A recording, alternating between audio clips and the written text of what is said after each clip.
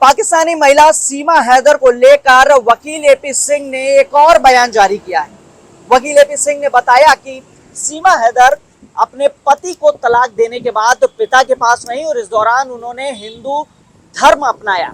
इसके साथ ही वो सचिन के साथ गेम खेलते खेलते टच में आई थी और उसके बाद वो नेपाल के रास्ते अपने बच्चों के साथ भारत पहुंची थी। यही नहीं, सीमा ने जब भारत में कदम रखा उसके बाद यहाँ पर हिंदी रीति रिवाजों को फॉलो किया, धर्म का कन्वर्जन किया, वो भी लिखा पढ़ी में किया, जिसके बाद उन्होंने एक बेटी को जन्म भी दिया है। बेटी भारती मीणा उसका नाम रखा गया और घर का नाम मीरा है। साथ ही यह भी जानकारी दी कि बच्ची को भारतीय नागरिकता मिली है और यहाँ पर भारत सरकार की तरफ से उसे सर्टिफिकेट भी जारी किया गया है। इन तमाम चीजों के साथ साथ जिस तरीके से सीमा अभी तक नदारत है, कोई बयान नहीं आया, इसको लेकर भी उन्होंने बताया कि उनके तीसरे नंबर की जो बेटी है उसको वायरल के बाद डेंगू हुआ था, लिहाजा उसका अस्पताल में इलाज चल रहा है और अस्पताल में इलाज चल रहा है। दोनों पति पत्नी वहीं पर हैं। वायरल और उसके साथ साथ डेंगू हुआ था, लिहाजा अभी सीमा अस्पताल में है।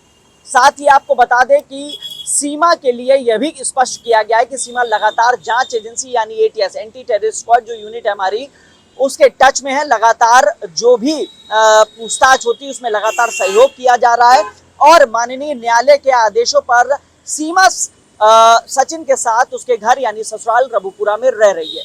साथ ही ये भी अपील एपी सिंह ने की है। उनका कहना है कि सीमा के प्रति हमदर्दी दिखानी चाहिए।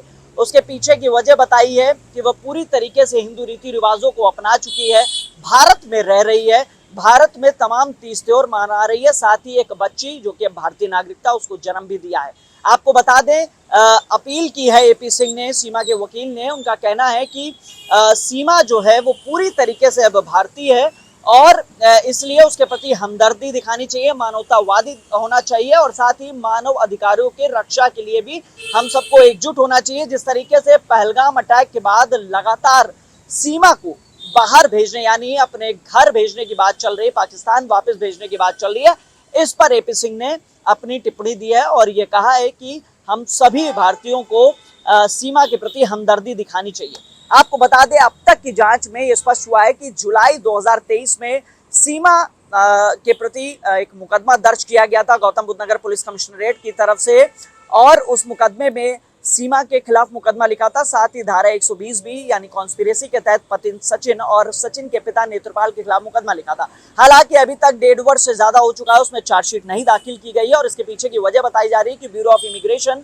और साथ ही जो इंटरनल एजेंसीज हैं हमारी, उनकी तरफ से सीमा के पास से जो डॉक्यूमेंट्स बरामद हुए थे उस बाबत कोई भी रिपोर्ट नहीं दी है, लिहाजा चार्जशीट नहीं हुई है। जानकारों का यह भी कहना है कि जब तक चार्जशीट दाखिल नहीं होगी, कोर्ट में ट्रायल यानी सुनवाई नहीं शुरू होगी, तब तक इस पर फैसला नहीं आ सकेगा कि सीमा सजा काटेगी या उसे दोष मुक्त किया जाएगा।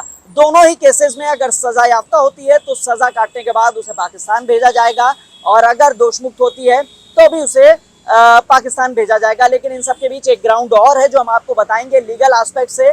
जानकार ये भी बताते हैं कि सीमा ने चूंकि बच्ची को एक जन्म दिया है जो कि भारतीय नागरिकता है और उसको भारतीय नागरिकता मिली है, लिहाजा इस ग्राउंड पे भी वो अपील कर सकती है। लेकिन फिलहाल एपी सिंह की तरफ से बताया गया कि राष्ट्रपति के नाम एक याचिका दाखिल की गई है और अभी वो विचाराधीन है। फिलहाल सीमा अभी भारत में ही रहेगी।